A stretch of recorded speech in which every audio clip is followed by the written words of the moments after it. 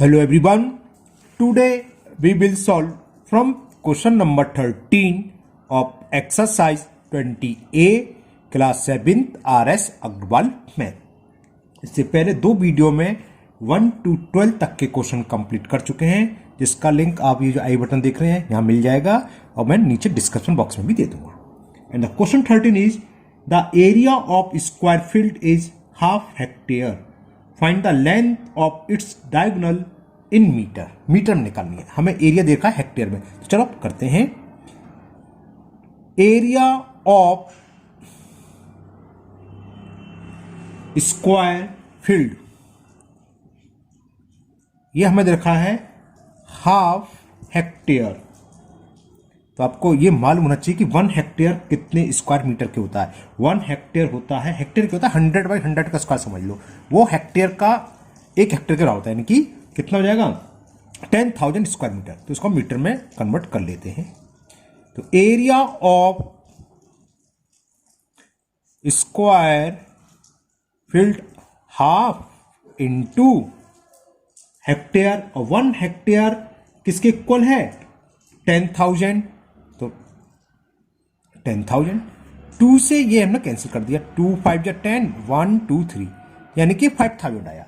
अब area of square field होता क्या है, ये होता है हाफ इनटू, अच्छा पहले मैं लिख लेता था हाफ साफ कर देते, चलिए अब मेरे भूल गए तो कोई बात नहीं है, डायगोनल स्क्वायर इज इक्वल 5,000, तो डायगोनल का स्क्वायर क्या आ गया, डायगोनल स्क्वायर हो गया 5,000 इंटू 2, और 5,000 इंटू 2 यानी कि 10,000 वरना अगर मैं पहले लिख रहा था हाफ से हाफ ही काट देता है ना, ध्यान नहीं करा, दो डबल उल्टा उल्टा काम हो गया, ये कोई दिक्कत नहीं है। तो ये आ गया 10,000। 10,000 को हम क्या लिख सकते हैं 100 इंटू 100 लिख सकते हैं, लिख सकते हो ना, क्यों स्क्वायर है ना, स्क्वायर रूट निकालना और कुछ नहीं है। तो डायगोनल का स्क्वायर आ गया, और ये डायगोनल किसका है डायगोनल स्क्वायर का, तो स्क्वायर रूट लेंगे तो डायगोनल्स क्या आ जाएगा, डायगोनल आ गया, लिख दूं डायरेक्ट, पेयर भरा था ना 100 मीटर। यही फाइंड करना था कि find the length of its diagonal in metre. तो length of diagonal in metre is कितनी 100 metre. Now next question number 14, and the question 14 is the area of a square plot is given 6084 square metre. एक area square है, उसका area दे रखा है area of square plot. तो area of square plot it is equal 6084 square metre. Area of square होता क्या है, वो होता है साइड स्क्वायर। तो साइड स्क्वायर हमें दे रखा है, ये तो मतलब है, तो साइड क्या होगी इसका स्क्वायर रूट। तो side of square plot, side of square plot होगा क्या होगी अंडर रूट 6084, या तो ये काम आप रपर सॉल्व करके आप निकाल लीजिए। 6084 के स्क्वायर निकालना है, चलिए निकालते हैं, है ना। या तो आप प्राइम फैक्टर से कर लीजिए या डिवीजन मेथड से, जिसको नहीं आता वो सीख लो। पेयर बनाते हैं ना, 8 8 जा 64 ज्यादा हो गया, तो 7 7 जा 49 सब्ट्रैक्ट करें, बोरो लिया, 10 में से 9 सब्ट्रैक्ट करा 1, और 5 में से 4 गया 1। यहाँ पेयर ब्रिंग डाउन करते हैं, 7 का डबल क्या हुआ 14। अब यहाँ क्या लिखा जाए जिससे कि ये कैंसिल 8 64 शायद 8 टाइम्स चला जाए, शायद देखते हैं। 8 का मल्टीपल इस पूरे में करते हैं ना, 8 8 जा 64 कैरी 6, 8 4 जा 32 और 6 38, 3 8 बन जाए 8 और 3 11 आ गया 0, तो ये हो गया 78। तो इसका स्क्वायर रूट आ गया 78, तो साइड हो गई 78 मीटर। ओके, तो जो स्क्वायर प्लॉट था जिसका एरिया हमें 6084 स्क्वायर मीटर दे रखा था, उसकी साइड आ गई 78 मीटर। यहां तक क्लियर।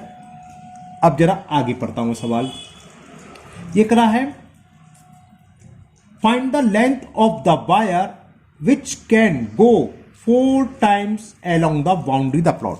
ये मान लो ये स्क्वायर प्लॉट था, इसके चारों तरफ बाउंड्री करनी है हमें 4 टाइम्स, एक टाइम्स में कितनी लेंथ होती है वायर की, जो इसका पेरीमीटर होगा, है ना। तो लेंथ ऑफ वायर होगी 4 times of perimeter of square plot. तो क्या होगा, लेंथ ऑफ वायर, समझे ना, 4 टाइम्स क्यों, एक टाइम्स हम इसके चारों तरफ वायर लगाएं तो इसके पेरीमीटर के इक्वल आएगा।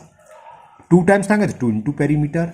अब 4 टाइम्स है तो जितनी, मान सपोज करो पेरीमीटर आता है 10 मीटर, तो एक बार में वायर लगाएंगे 10 मीटर हुआ, और 4 टाइम्स लगाएंगे 10 10 10, 4 टाइम्स यानी कि 40 हो गया। तो ये होगा, तो लिखो length of wire is equal 4 times यानी 4 into perimeter of square. Square क्या था, प्लॉट।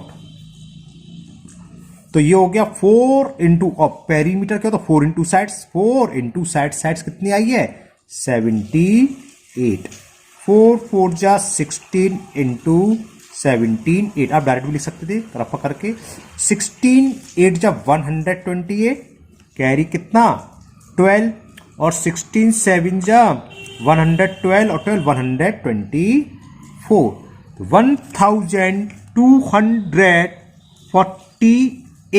1248 मीटर होगी वायर की लेंथ।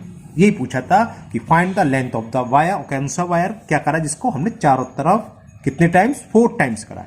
एक टाइम्स में कितना होता है, एक तरफ चारों तरफ बाउंड्री कराएं तो क्या होती है, पेरीमीटर। तो 4 टाइम्स का 4 इंटू पेरीमीटर, ये तो 4 है। अब ये 4 कौन सा है, पेरीमीटर ऑफ स्क्वायर, क्या होता है 4 इंटू साइड्स, मल्टीपल करा, आंसर आ गया 1248 metre. Okay, now next question number 15। Now question 15 is a wire is in the shape of a square of 60 centimetre. क्या एक वायर लिया, इसको हमने स्क्वायर की शेप में बना दी, ऐसे ले गए, ऐसे ले गए और ऐसे ले गए, और जिसकी साइड बढ़ रही है 10 सेंटीमीटर, और वायर हो गया खत्म एक तरीके से। समझ में आ गई। तो यानी कि लेंथ ऑफ वायर क्या होगी, यही तो है 10 10 10, जो कि इसका पेरीमीटर होगा। तो सबसे पहले तो इतनी इंफॉर्मेशन से आप लेंथ ऑफ वायर निकाल लो, बाकी सवाल में बाद में पढ़ूंगा। लेंथ ऑफ वायर क्या हो, 4 इंटू साइड, क्योंकि पेरीमीटर ये तो लेंथ है, वायर हम यहाँ लाए, फिर बेंड करके यहाँ कर दिया, फिर बेंड करके यहाँ कर दिया, फिर बेंड करके स्क्वायर बना दिया 10 सेंटीमीटर का। तो वो होता है 4 इंटू साइड 10 सेंटीमीटर। ओके, अब आगे पढ़ता हूं। इफ द वायर इज रिवेंट, हमने वायर को हटाया और दोबारा फोल्ड कर रहे हैं, रिवेंट कर रहे हैं, और क्या बना रहे हैं, into a rectangle of length 12 centimetre. हमने इस वायर को खोल दिया, अब हमने क्या करा, एक रेक्टेंगल बनाया जिसकी ये 12 सेंटीमीटर दे रखी है, विथ नहीं मालूम, रेक्टेंगल का मतलब अपोजिट साइड तो ये होगी, ये भी 12 होगी। तो जरा इसी से देखो, ये है तो वायर, तो इस यहां से यहां से यहां से यहां तक पूरे यानी कि लेंथ क्या है, वायर की लेंथ वो कितनी है 14, 12 12 24 हो गया, यानी कि दोनों विथ का सम क्या है 16, हाफ कर दें तो 8 आए। ये तो ओरली हो गया, लेकिन करेंगे कैसे, जब हमने इसी वायर को रेक्टेंगल के शेप में बेंड करा तो लेंथ ऑफ वायर तो वही रहेगी। तो यहां पेरीमीटर ऑफ रेक्टेंगल क्या होगा, लेंथ ऑफ वायर, क्योंकि उसी वायर से बना रहे हैं। बात समझ में आई। जैसे यहां था लेंथ ऑफ वायर क्या था, पेरीमीटर ऑफ स्क्वायर, क्योंकि हमने उसी वायर से क्या करा था, स्क्वायर बनाया था। अब उसको खोला और दोबारा से बेंड करके रेक्टेंगल बना लिया, तो जो लेंथ है इस लेंथ के बराबर होगी, यानी कि लेंथ ऑफ वायर, या दूसरे शब्दों में कहें इस रेक्टेंगल का पेरीमीटर किसके बराबर होगा, लेंथ ऑफ वायर की। ओके, तो लिखो लेंथ, लेंथ के बजाय क्या पूछे, विथ पूछी थी, विथ ऑफ रेक्टेंगल। तो यूं लिखो, let width of rectangle is equal x centimetre. अब लिखोगे पेरीमीटर ऑफ रेक्टेंगल, जो रेक्टेंगल हमने बनाया किससे, रिवेंट करा किसको, वायर को, उस पेरीमीटर का, उस रेक्टेंगल का पेरीमीटर क्या होगा, ये होगा लेंथ ऑफ वायर, क्योंकि हमने वायर सी तो बनाया है, और पेरीमीटर क्या होता है 2l+b। लेंथ हमें दे रखी है कितनी 12 सेंटीमीटर, विथ हमने x मान लिया है, और ये किसके इक्वल होगा, ये हमें दे रखा है 40 सेंटीमीटर। तो 2 नीचे आ जाएगा, तो 12 + x = क्या होगा 40/2। तो वही लिख लिया हमने 12 + x = 40/2। 2 से 40 20 टाइम्स कैंसिल, तो x की वैल्यू निकलाई 20, 12 को ले जाएंगे तो -12, x इज इक्वल 8, और x हमने क्या मानी थी, हमने एज्यूम करा था कि let width of rectangle is x, तो यानी कि विड्थ ऑफ रेक्टेंगल हो गई 8 सेंटीमीटर। ओके, तो लिख दो width of rectangle is equal 8 centimetre. ये तो एक आंसर हुआ। अभी थोड़ा सा क्वेश्चन आगे और है, आगे पढ़ता हूं मैं। अभी पूछा है which figure enclose more area and why how much. जो हमारे पास स्क्वायर था और रेक्टेंगल था, उसमें किसका एरिया दिखे, तो ये सिंपल है, एरिया निकाल लो। चलो एरिया ऑफ स्क्वायर निकाले हम जरा। एरिया ऑफ स्क्वायर क्या होता है भैया, साइड इंटू साइड। साइड हमने निकाली थी, कितनी आई थी, वो दे रखी थी सॉरी 10, तो 10 इंटू 10, तो ये हो गया 100 स्क्वायर सेंटीमीटर। ये तो निकलाया स्क्वायर का एरिया। अब हम रेक्टेंगल का निकाल, लेंथ दे रखी है, विड्थ हम फाइंड कर चुके हैं, तो area of rectangle, area of rectangle length into width. Length हमें 12 सेंटीमीटर दे रखी है और विड्थ हमने निकाली 8, 12 8 जा 96 स्क्वायर सेंटीमीटर। किसका अधिक है भाई, स्क्वायर का अधिक है कि रेक्टेंगल, स्क्वायर का 100, रेक्टेंगल का 96, तो जाहिर सी है कि स्क्वायर इंक्लोज मोर एरिया। और हाउ मच पूछा है, तो ज्यादा में से कम वाले को सेपरेट कर दो, जो हमारे पास मेजर है उसमें से स्मॉलर को माइनस कर दो। कितना आया 4, तो लिख दोगे स्क्वायर है 4, चलो मैं लिखता हूं, क्या लिखोगे, square enclose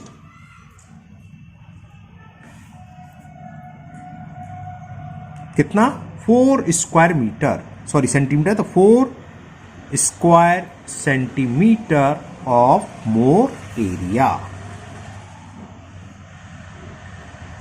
okay, now next question number 16, and the question 16 is a godam is 50 meter long and 40 meter broad।